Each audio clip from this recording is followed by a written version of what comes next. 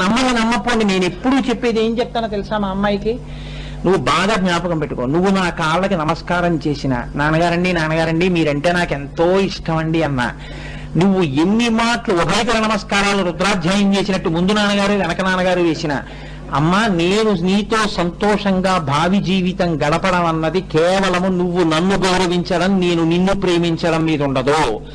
నువ్వు నీకు పెళ్ళైపోయి మీ అన్నయ్యకి పెళ్ళైపోయిన తర్వాత ఈ గుమ్మంలోకి రాగానే ముందు నాన్నగారు అని పిలవకు, అమ్మ అని పిలవకు, వదినా అని పిలవు. వదినా బాగున్నావా అని అడుగు. వంటింట్లోకి వెళ్ళి వదినతో కలిసి ఉండు, వదినతో కలిసి బజారుకి వెళ్ళు, వదినతో మాట్లాడు. నువ్వు నాన్నగారండి అని నన్ను 3 మాటలే పిలిచినా నేను కుందను. అదేంటమ్మా ఈ మధ్య ఏమిటి, వదిన వచ్చిన తర్వాత నన్ను నాన్నగారితో మాట్లాడడం తగ్గించావనను, పొంగిపోతాను.